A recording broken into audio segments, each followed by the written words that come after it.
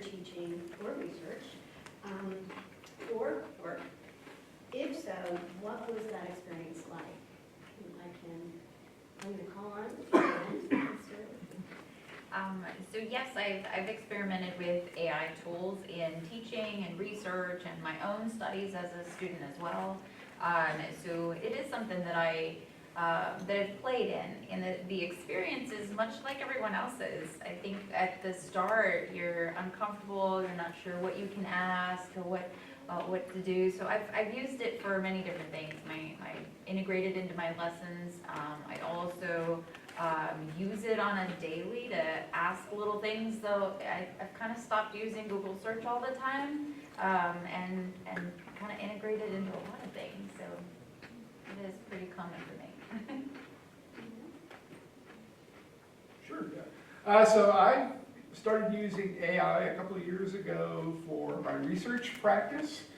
So it's been very helpful for me as a researcher, and then the natural transition was into my teaching work, because I teach in a graduate program, and we have students at the doctoral level who take a number of research courses. So I've kind of integrated that into that course and kind of teaching those skills to students.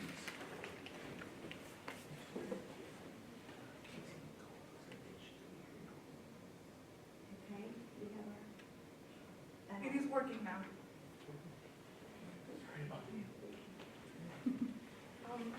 AI kind of became more of a popular thing to use when I was in high school, but I never really experimented with it during high school. I didn't trust it to do the things that people were using it for, such as writing their assignments for them and doing that and whatnot.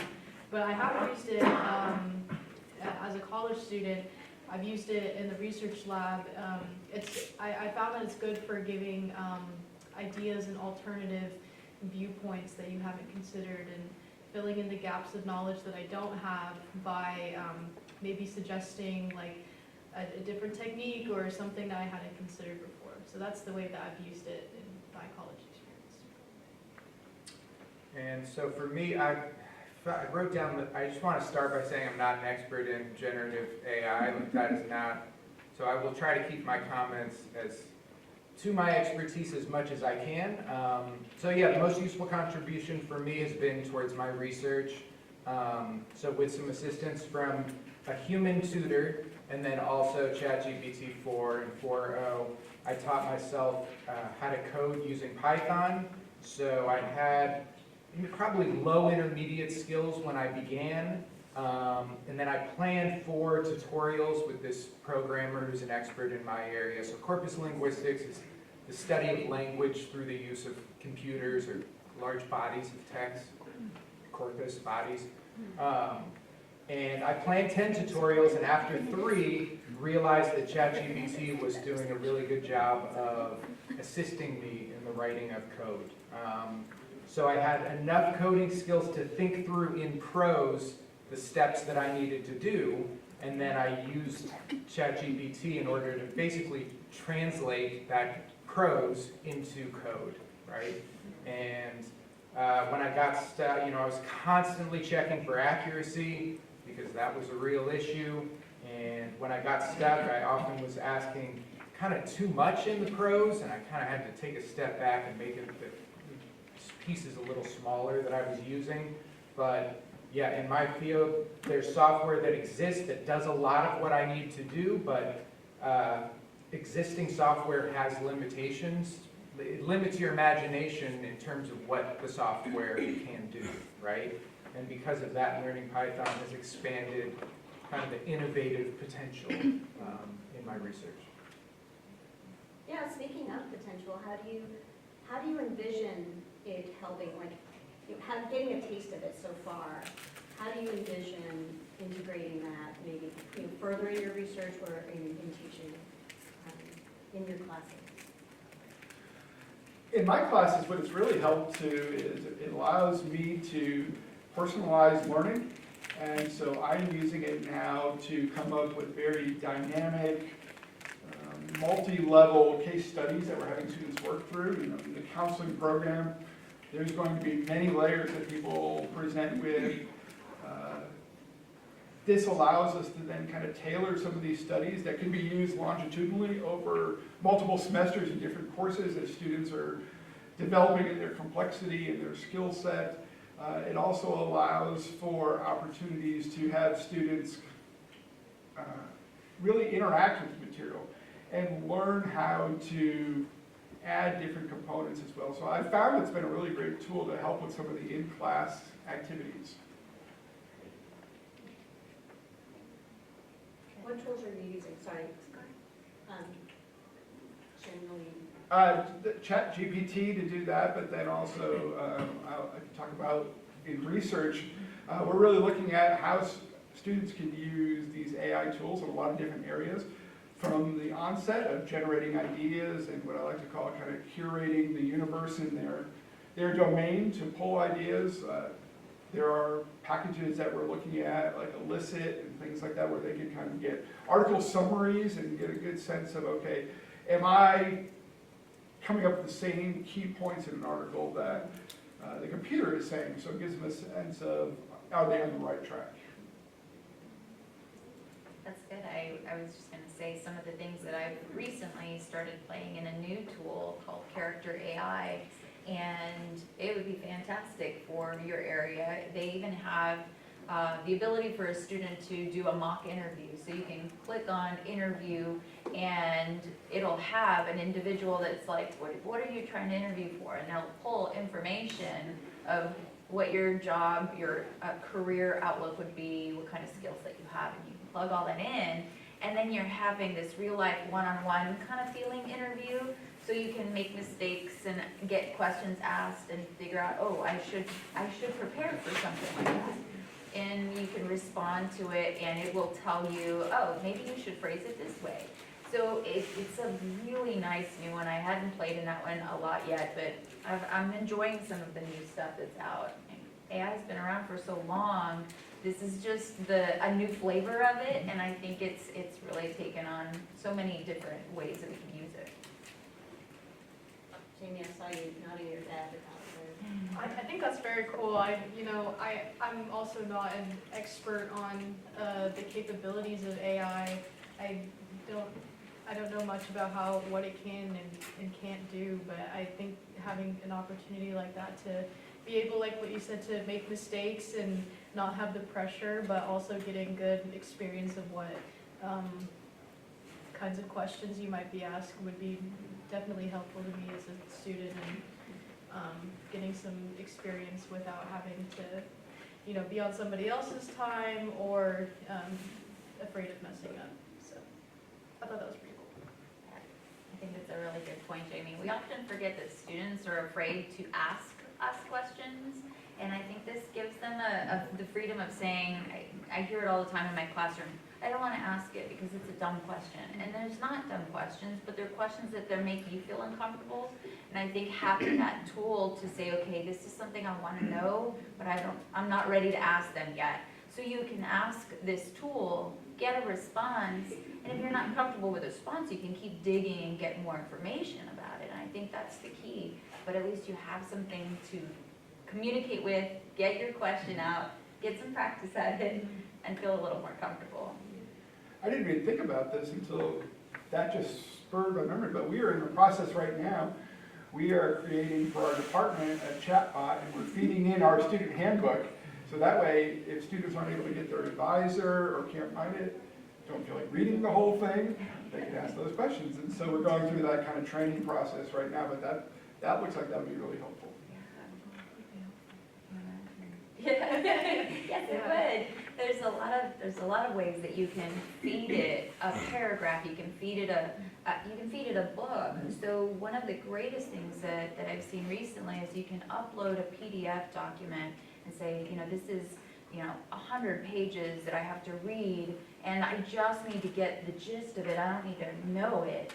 So you can upload it, and it gives you this little note summary, and it highlights some of the key points. And for somebody like me, I'm dyslexic, or at least that's what I was told at some point.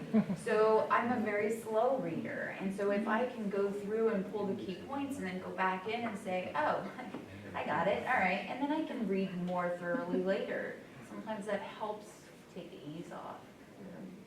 Great tools. So that kind of leads towards how you see how AI is changing the way we're learning and teaching. I think Jamie, you kind of referenced that, building the confidence. What are some ways to look forward and address that in terms of teaching and learning? I don't know, Steve, if you want to. Oh, I'm happy to. You want me to Yeah. launch? Okay. So I've got I kind of see it as two, so how students learn and then how faculty teach. They're related, but I see them as kind of two things. So first, in terms of how students learn, I'll focus on writing because that's my area of expertise and try to stay in my lane as much as I can.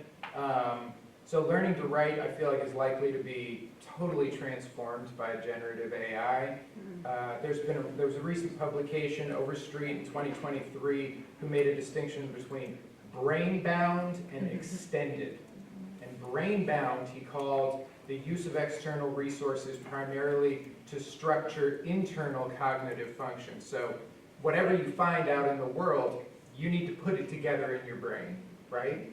Versus extended, where there's more offloading. There's the offloading to a higher degree of the cognitive function in the writer's environment. So the implications of this offloading, right, of other external sources of managing your cognitive load is just totally new and totally fundamentally transforms what writing is, right? So that's from the student perspective. From the teaching perspective, I kind of see three possibilities. So first, I see sort of like the early adopters, and these will be the ones who just embrace it and think, you know, this extended theoretical model, this is what it is, let's teach it, let's learn it. And then there's the resistance that'll be just like actively fighting against these changes that are coming, barreling towards us, right? And just try to continue this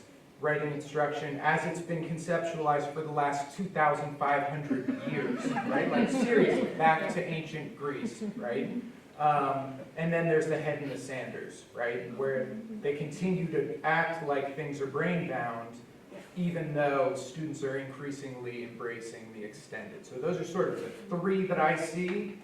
And of these patterns, like academia and how it changes, like it tends to do the extreme stuff. Ultimately, the answer is usually in the middle. It's usually blended, right?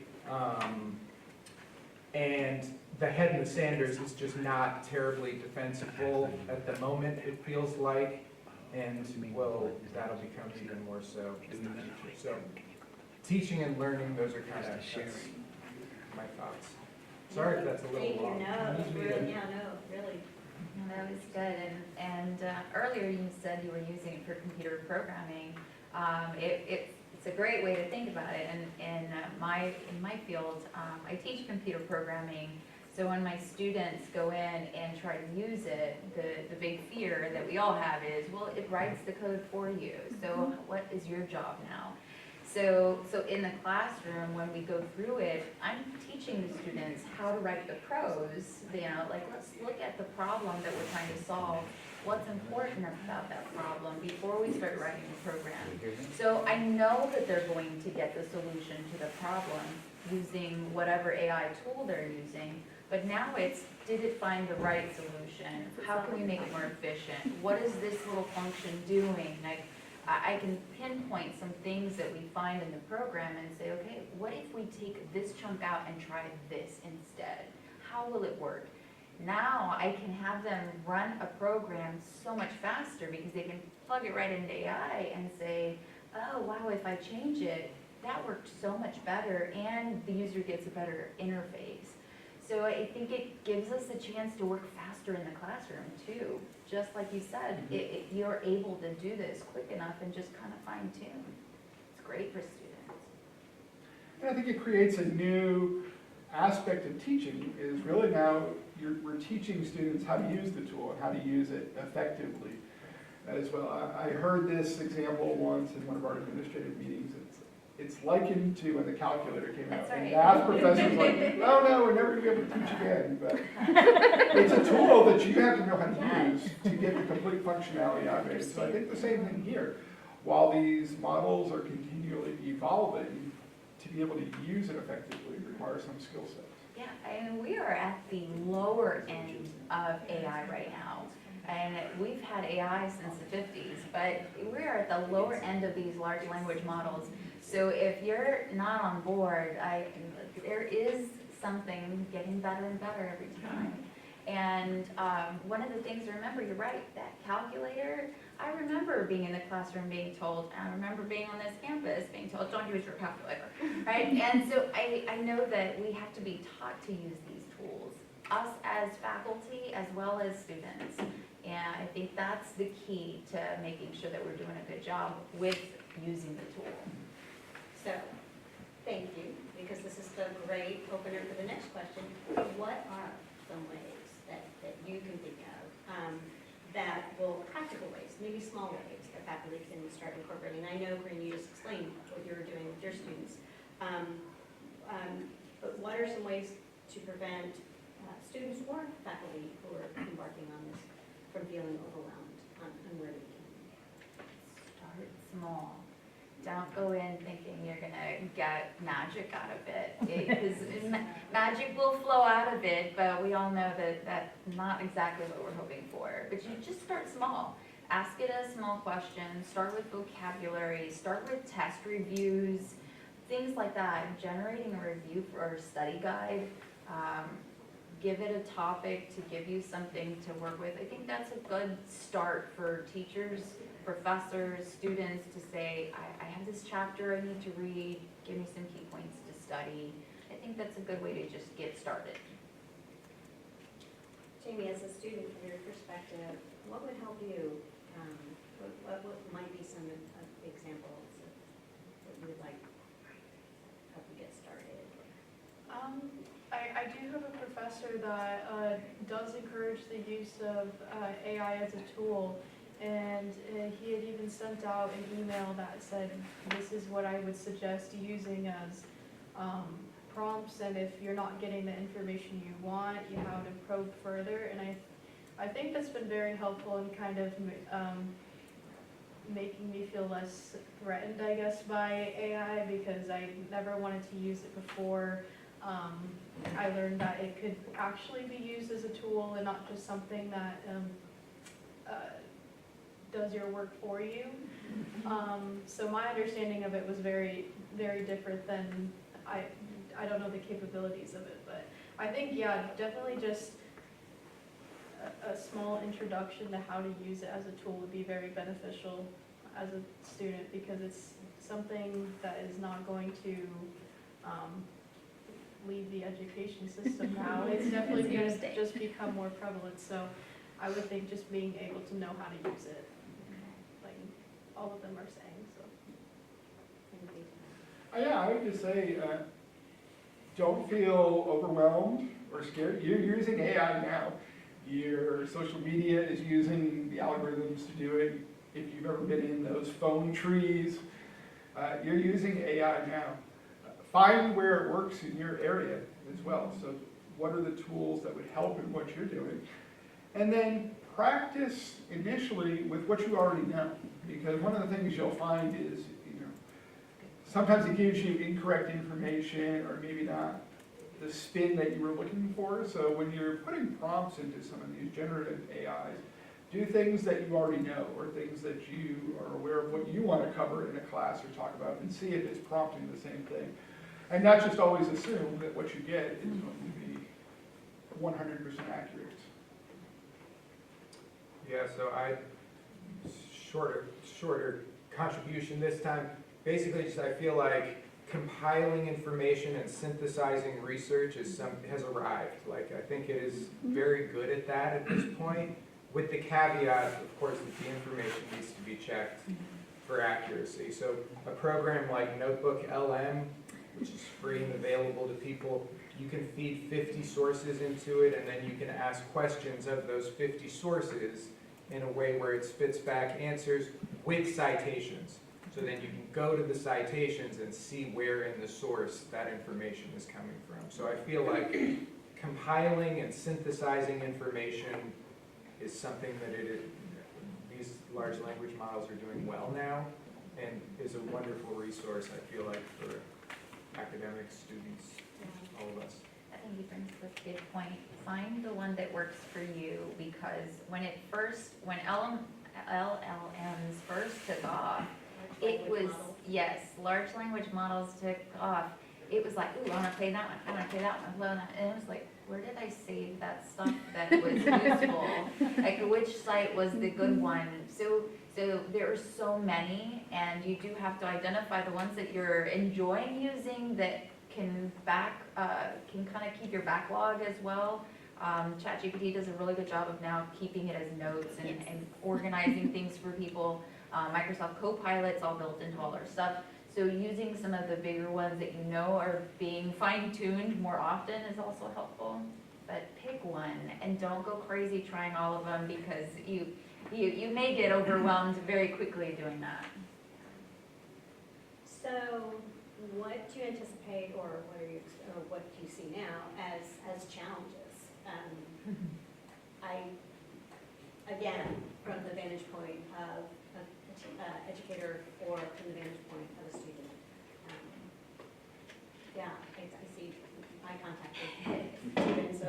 I mean, I can, Yes, if other yes. people want to go. No, everyone has a chance, go for it. Okay, so from my personal experience with the coding that I did, one day I lost access to ChatGPT 4, and very immediately I was reminded that I have not learned how to code. And I have learned how to use ChatGPT to code, and that those things can be easily conflated, and as students and teachers, as teachers and learning, we need to be aware that conflating those things is really important, right? So my concern is that students will conflate the accomplishment of the task with the help of ChatGPT for learning how to accomplish the task in a more traditional sort of brain-bound way, right? And how might we address this concern? Well, it depends on what we want our students to learn, right? So what we want them to learn should probably be influenced by like their future jobs, like what do they need to learn? So for example, I teach a class, an intro to linguistics class, and I have them use the sounds of language, and they have to phonetically transcribe it. But on the test, IPA, on the test, I let them have the cheat sheet there in front of them, because what do they really need to memorize that for their future life? Absolutely not. But I'm teaching a grammar class, and last week someone asked me, can we use a cheat sheet for the test? And I said, no, you can't. And the reason is, you will be up in front of a class in the future, and you won't have a cheat sheet with you. Like, you need this information. So what do their future jobs require of them? And then maybe we should think about, like, what type of well-rounded soft skills do we want graduates to have? I don't know if that's too fluffy a thing to want, but I feel like there might be value to that. So to the degree that we still think brain-bound learning is important, then instructors need to change their assessment practices so that there's positive washback, so that the learning that happens is like reflective of actual brain-bound learning. So, for example, last semester in my writing class, I redesigned the class. We met in a computer lab. I used lockdown browsers, and every day students wrote.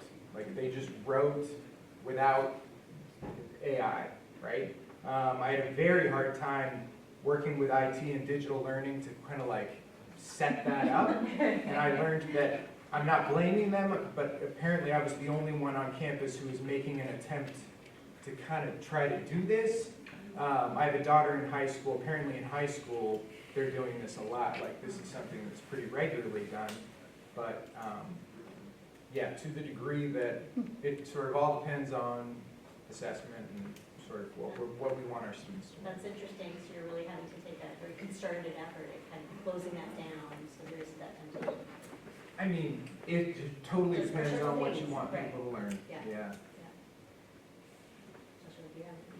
I think just, it's important for students to understand what you're looking at. as well. And these are all computer models that are learning based on data that is fed to it or acquired from certain sources. And so there's bias there depending on the information that's being fed to it.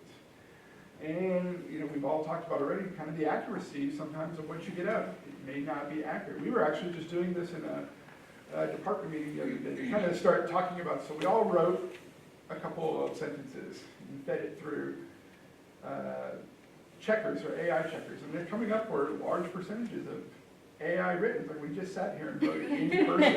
And so, like, what are the implications if we're using it in class and we're just solely going on, oh, it's coming back as an AI checker?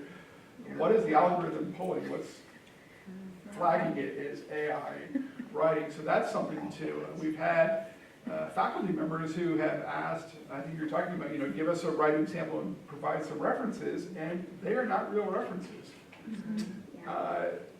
They're not in the journal that they list. There's not even an article in the ether anywhere by that name. So, you're getting these hallucinations that are not real, but as students, if you're just saying, oh, I got a citation, I'm putting it in, and as faculty, if you're just looking, it's like, okay, it's in a journal, it looks like something.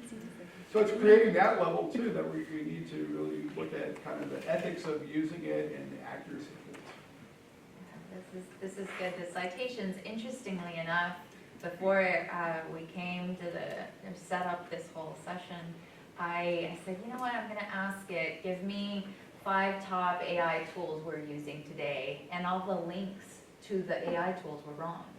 Like, it couldn't find the right AI tool links. So it really is pick and choose and make sure that you're looking at it. Additionally, I'll tell you, this is a little story about what's happened in my classroom because the coding, it happens so easily. I had a student who's really struggling to learn how to use a certain device and said, I need some help, but I've been using AI so much. And so a lot of our students, they've told us, yes, I have used it too much, and I don't know how to program. I'm kind of getting through, and so it's gonna happen, and we do have to find a way to say, okay, if you've been using it, how are you using it? And so it took me sitting down, and we had a 2-hour conference, one-on-one. Let's go through what you did. How did you do it? So instead of, you got a 0, get out of my classroom, it was, okay, how did you do this? Let's talk through. Why did you pick this? Why is this piece important? And walking through each step. The easier part for me is I do have a smaller group of students, and so I can do a lot more one-on-one with them and guide them in that range. But it can't be the old, slap on the wrist with a ruler like it used to be. It needs to be let me teach you those soft skills so that you don't make the same mistake when an employer or an internship or something like that is in place. We're here to teach them and guide them to the right path, not just give them zeros. Jamie, for you, what are the challenges?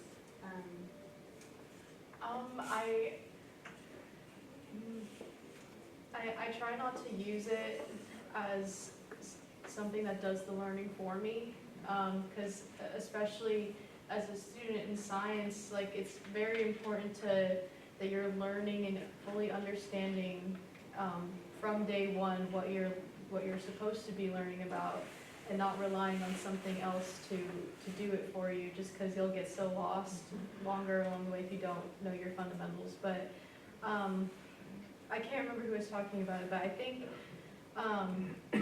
like you were saying, like, I think it would be helpful to know what times are appropriate to use So you're it. having those guidelines or that guidance. Yeah, some kind of boundary that needs to be set, because I'm not somebody who likes to use it very often, but knowing like that it's okay to use it in this situation, it could be beneficial to all kinds of students that even rely on it more than I would personally. So.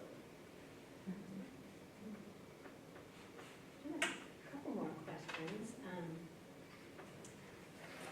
What kind of support or resources would make either students or faculty using AI in their academic work. So when we think about maybe those who are, if they're curious but they're not how to start, what resources might the library or the campus community provide, and what sources for students as well? I'm doing the last question, I'm kind of jumping around. I think it needs to be more stuff like this. Honestly, very open-ended conversations, examples, small hands-on workshops. It would be great if faculty, I've got many of my colleagues in the room, faculty, staff, could sit down and say, let's pick an AI tool, let's all work together to teach each other how to use it. And I think if we had more workshops where they just did hands-on and showed what it was capable of and what it can't do really well, it gives people the perspective of what they can use.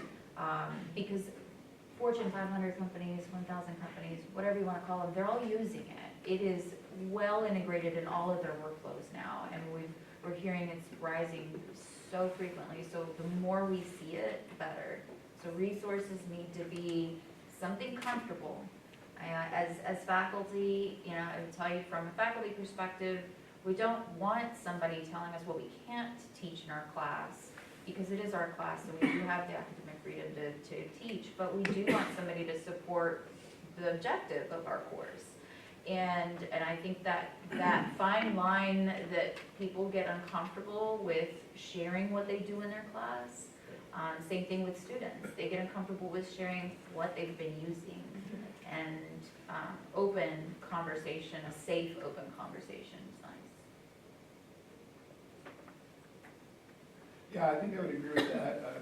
I did a session at a conference last year and talked about different research tools and had a pretty good audience, and a lot of people came in, and that was one of their concerns is, I didn't know where to start. I didn't know, if you just Google AI tools to use, a million things come up and you don't know what's real, what's not, what's considered industry standard, what's kind of fringe. And so I think breaking down some of those barriers and making it known to people what it can do, and take it from this like very global concept to, you know, it's practical tools that you can use.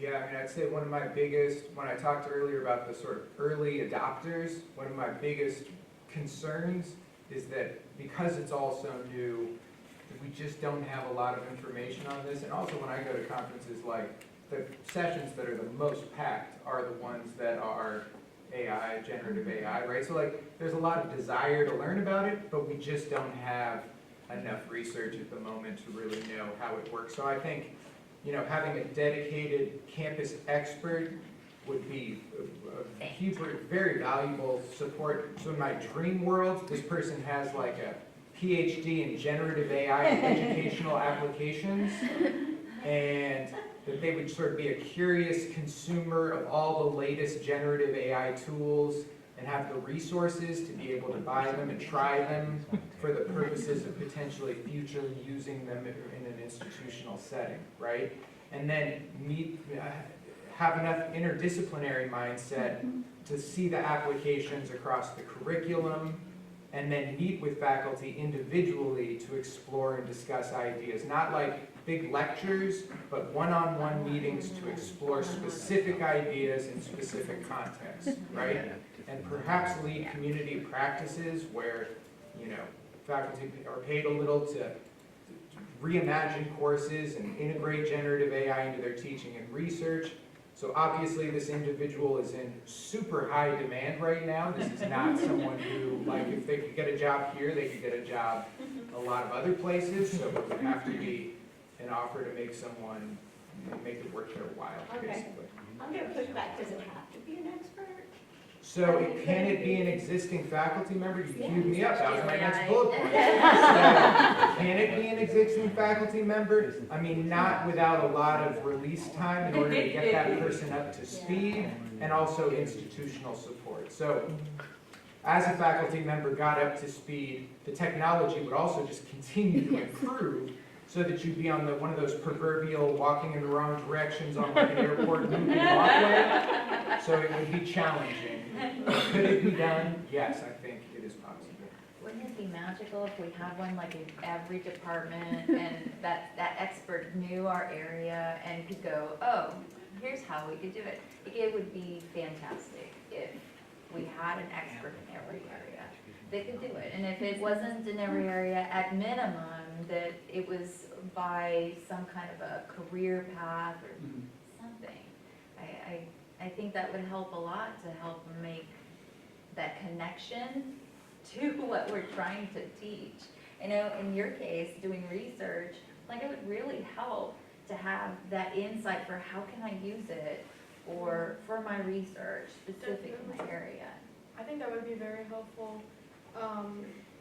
Like even if a professor within a lecture was just mention something about it or how to, what they would use and giving a small demonstration or something like that, I feel like that would be a lot more encouraging. I would say like doing some kind of workshop would be beneficial, but knowing the student population, the people who rely on it most would not be the ones that are going to workshops like that. That's right. To learn how to use it. So being in a setting where they already have to be there, then that would be helpful. And having access to, I guess, how to use it and within each department and something like that. Having access to that online, just so you can reference it anytime, would be helpful. Jamie, that's a really good point. As faculty, we should be, and all my classes are web enhanced, so we should really be saying, the very first module in my class is how to use some tools that we will frequently use in our course. And I think that gives everybody some perspective from the very start of the class. This is important. Let's get started. And take the time to meet, learn your students, and engage in that way. Give them the tool sets that first week or two, and then like dig into your content. We have that time. We say we don't, but we really do have that time and can build it into the curriculum that way. So I think you're right, because that's where they're in the classroom, and we're not having to chase them down and hope they actually come. Yeah, it's interesting. I've been following a clearinghouse of where faculty are uploading their syllabi on their policies for using AI, and some are very restrictive, like absolutely not, and some are, it's required. So the full range, and then also some are sharing how they would like to see their own guidance. They're providing that guidance, directly integrated into the curriculum. So it's interesting to see the full range and where that may go as we evolve. And I guess the other part is, it is naive of us to believe that nobody's using it. So it's very important that we realize that when you say don't do something, I'm the first person, if somebody tells me not to do it, I do it. I want to see why and how. And so that curiosity builds up much more when you tell them no. So rather than telling them no, tell them how and demonstrate it and make it a part of the community. I see some nodding from Jamie, so that's I don't like what she's saying. No, you can't prevent them. I probably, everybody that I'm surrounded by, student-wise, has interacted or used AI in some sort of capacity, but yeah, I agree with instead of saying don't use it at all, they're going to use it. Giving some guidance on at least how you're going to use it if you should, or if you do. It goes back to your calculator example. Remember when we got the calculators on our watches, and we all were like, "Oh, it's just a watch." Yeah, don't say it didn't happen. It happened. Well, and if you don't normalize it or discuss it, you're going to perpetuate the problem. Exactly. Students will keep using it in secret, and maybe inaccurately, inappropriately. And so, but if you do, you'll have maybe, like you said, more students will come to you and want to disclose this is what I'm doing, and then you can kind of redirect better ways to do it. So I was thinking maybe at this point we'll pause it and open it up to any thoughts or questions. Yes, Joseph. Actually, I just want to make a comment and just throw it out there based on the last flurry of conversation that we had, because I think we cover quite a bit, and I can't help but see how this takes me back to all the way when I first started here and getting folks, faculty into the whole distance education, online education thing.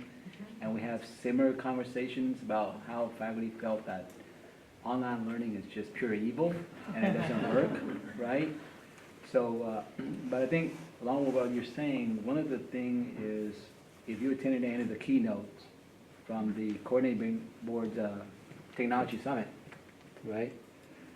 The other day, someone actually said, and they compared this to what happened with social media, right? And I think we all agree that we missed the train on that, on how to help folks, how to use social media in a responsible way. So I think what you just said here literally is, you're at the precipice of that because, especially for online courses, any one of you teaching online courses, you know that with the QM certification, if you're using any technology, you are required to provide the training and the resources for students from the very beginning.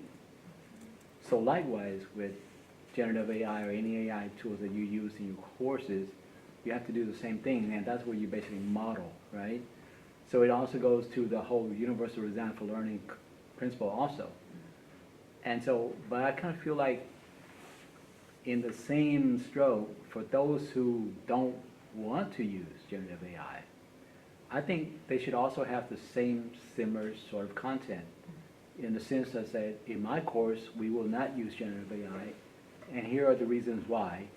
But of course, you are free to use it in other courses, because what we're doing is, you, like you said, if you absolutely demonize it in your course, but you don't make reference to that you have the freedom to use it in a course that allows it, then the students will be just like what Dr. Watson said.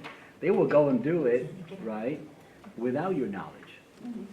And as we've already seen, doesn't matter what tools you use, unless you know your students and you read all their papers from the time they, enter college, you can't tell that that's them or not, right? And the risk of students having an appeal and then follow up by a suit means that you're not going to take any action. So they will, and it will just perpetuate the problem. So I think it's one of those things where it doesn't matter which side of the fence you're on, we just have to have a very, I guess, formulated response to this so that we're actually all on the same page regardless of which position we take, right? So I don't know. I think that's an excellent piece. It reminds me of just parenting, right?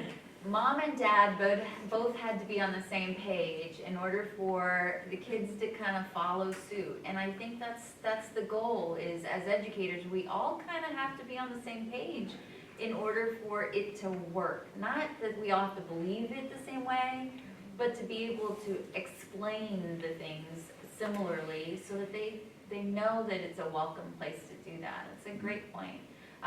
Because you also have to remember, at the universities, you have graders, so you aren't grading the work. And I say that not everybody, but you're not grading the work. At the community college, we're grading the work, so I do get to see you cheated. I can see it directly, and so I know my students' work from day one on. But as a professor at a university where there's graders, you don't. Great points, thank you.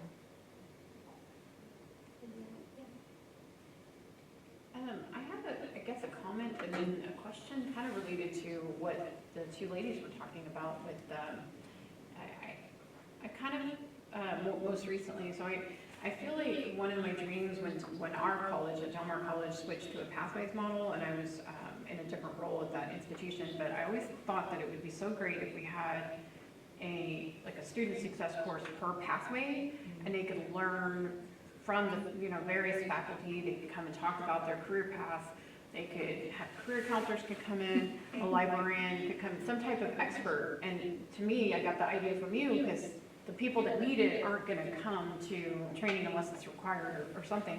So I'm curious. I do know our student success class is not based on pathways, and it's only required depending on where a student is in their developmental education levels.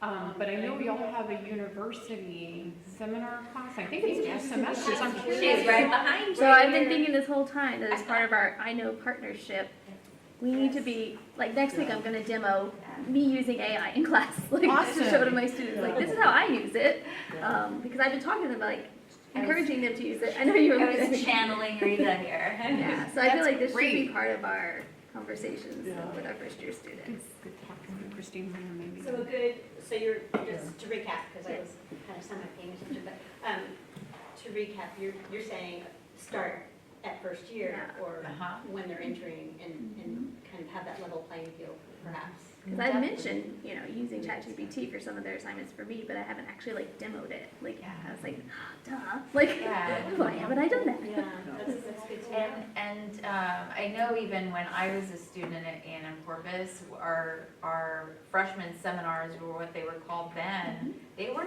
kind of catered to our subject area. Now they're not by major. Yeah, now they are, and so that would be a way for that to happen at Del Mar College, and I think it would be an excellent way to do it. And from like our perspective, transfer students are getting that freshman, sophomore kind of environment, be able to transfer and then kind of check out, okay, wait, we can't lose them, because when they transfer to y'all, they still need that reminder of, yeah, we do this too, right? And so I think it kind of needs to be in every instruction, every class, and not just in a freshman seminar, but that is a great way to hit the population big. Great ideas. Yes. I'm Hope Byer. I sit on, actually I sit now, I chair, the Student Learning Steering Committee for Del Mar. Korinne is also on it. And this topic came up at the beginning of our semester, which was the fall, because what we do is we take 3 subcommittees and we work through it. This was one of the 7th, but it didn't make it, so I guess I have to push for next semester. For next year anyways, but you talked about the lockdown browser for writing, and we have a member of our committee who's English 1301, and she does not want this at all. So you just gave me something to bring back, so I thank you for that. I mean, I would just add to it that, like, I do also teach ChatGPT, like, towards the end of this, it's not, like, I talked about both, Yes. and I think there is definitely, it's not that I shun it completely, it's that there are aspects of writing that I want to still be brain bound. Time and place. Right, yeah. And so then, you guys may know Dr. George Woods, because he teaches as an adjunct, but he also sits on our committee, and he does an assignment in the beginning of the semester comparing the two. So I think that's the way that we get into our faculty departments, and we say that this is a way you can do it. Let's not be scared of it anymore. And then my question is for Texas A&M, Corpus Christi, do you guys already have a policy in place that the administration has given you? For AI usage, Uh-huh. there's a generalized one in syllabi that we could put, but I know in my department, we tailor that different ways. So like I teach a research course and I also teach a teaching course. I teach a pedagogy course, and in that course I have that we will look at these because we're going to be talking about ways you can use them as an educator yourself. And the policy goes into kind of the ethical use of these, and that it will be, assignments will be highlighted when it is appropriate to use that technology and not. So at this time, I know there is a task force. Of course, there's always a task force on campus, my task force. I've been working on this. And I believe it's also going to kind of feed into the system, the TAMU system. So I know Dr. Watson's on that. So there is, the work is there. I think we're all scrambling. My understanding is that universities and colleges. Everyone is. This is everyone is scrambling. Even at our level on the AI grants that I'm a part of, everyone's trying to figure out how to make it more ethical, how to make it, and I am no expert in AI, although I am a part of the grant. For me, it's more of how am I explaining what's going on to the students? And the researchers working directly in AI are doing way more complicated research with it. And I think that's the piece, is if we don't integrate it, all those different levels of how it can be used, For instance, do you take online classes, Jamie? Yes. Yeah, so have you been taught or explained or shown anything about any of this in online? No, it's usually not allowed in online classes from my experience. Yeah. Yeah. And it's, to go back to your point, there's no way you're going to prevent somebody in an online class from not using it. So why not have something that the digital technologies, online learning programs, distance education, whatever you call it at your schools, that you come together to make a decision, like every online class should have this component that they have to take before they take that class or at the start of each course, so that they do get some support in how before they even get started instead of scaring them off. Interesting. I have one more question, one more, and then I'll shut up. Dr. Watson, I have this because you're teaching counseling. Have you guys brought up of the AI that's across websites that are helping people instead of going to a counselor? We talk about it. We're not training students in it. We kind of started dipping our toes into using it as a launching point for doing treatment planning and diagnosing. The way we're doing that is kind of integrating the human and the computer as well, that you know the client, you have that personal interaction. So just because this is what comes out from an algorithm is maybe best practice or best use, how is it tailored for that individual? So we're kind of dipping our toes into doing that. That's a good question. It was funny, my doctor not too long ago said, do you mind if I have this AI chatbot record our conversation? And I was like, sure, why not? Because I'm a computer person, but I can see a million people going, what? No. So it is being used quite a bit in medical industry already. I believe he has a question. Yeah, I think we have time for one more. I was going to make a comment. It's one of those where a conversation that I've actually had to engage quite a bit working on the task force is when faculty are asking, like some of the strategies, what are policies and whatnot. I think one of the pitfalls is that we tend to think there's just one policy that fits all. So what I'm finding that I have to remind everyone is that you also have to consider the modality of your course, right? So there are those who are advocating, okay, I can't stop it, but I'm going to make all my students come in and take the class or write their paper in class. But of course, that doesn't work unless you're teaching a face-to-face or a hybrid course. For your fully online, that's impossible, right? And so, but even then, if you're one of those that want to use it, there's also this thing like, you can't just make a blanket and say, yeah, we can use it. So it's a little bit like you don't let students go choose their textbook, right? You select the textbook and the material.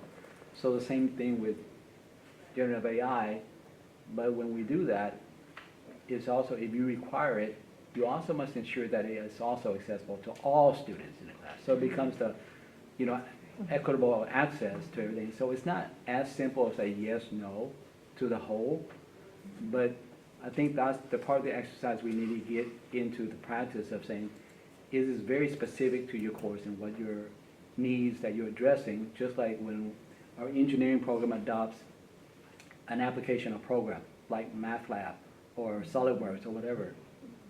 That has to be read somehow, and it has to be made available somehow to the students, so we also need to consider that, right? So it's not very simple yes, no, Right. and don't be afraid or be afraid, because we do still need to be afraid, because just like what Dr. Doolan said, we still don't know a whole lot about it. Right. So we still have to be cautious, but we Very can't be saying, So any last words from the panel? I think we're kind of wrapping it up. Thoughts? Okay, thank you. Thank you so much. Get to the discussion, get to thinking about it. And So many ideas. Thank you so much.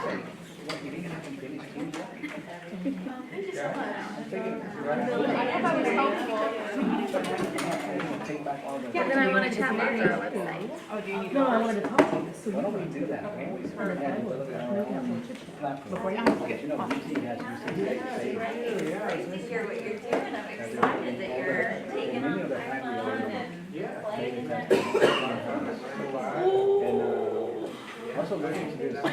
right. Never thought I would. Contact the Right, this is right in the lens of, and what I've been doing is that, to get it not only in the lens of an artist, in the lens of teaching a assistant. scientist, in the lens, so it's A platform kind that of neat. I've been seeing It was actually people Canada, do that. and I guess. That is good. Nice to meet you. Thank you. Then you have to get through that, but thank you so much. Except for Basically, chat. if it's. So if you guys want to experiment. Plus you just have some. Thank you for having me. I was there so You go play with that. See what's- yeah, anything.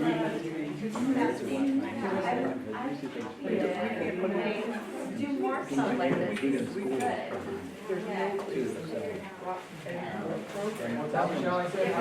Will did, she already left for the day. She cut out early today. Slacker. Yeah. I think. Bye, guys. Have a good one. At least, because I mean, we have, And it's we a have, zero. I had a Shannon for me, even though I saw her here, she sneaked on. Oh, yeah. My understanding is we have our online tutoring, it's zero credits. but it's not, Back up to York. it's not here for our Right? students. It sure felt that way this morning. No, I've got so many ideas, I wanna make a chatbot, so you talk about that. I grew up up north, but I've been in the south so long now, it's out of my bones. Yeah, I don't spend enough time. I'm from even further south, so this is, it's nice to be in. AI. Have a good one. Take Yeah, care. I'm talking about for our website, not for tutoring, for. Good to see you. When I was at South Point, You doing well? do it because they didn't have any written curriculum. So. Oh, yeah, yeah. For the student Glad to hear that you So guys it are is, so beginning this to is, make yeah. your voting test. So Chris did it, Chris Lee did it, I guess, and he went to their class, he's like, hey, I want to take these zero credits. It's fun. Yeah. That's right. One more of those virtual, And then we give us some discussion. Right, but for my, the problem is, for instance, when they went out and they changed a lot of their credits for me. That's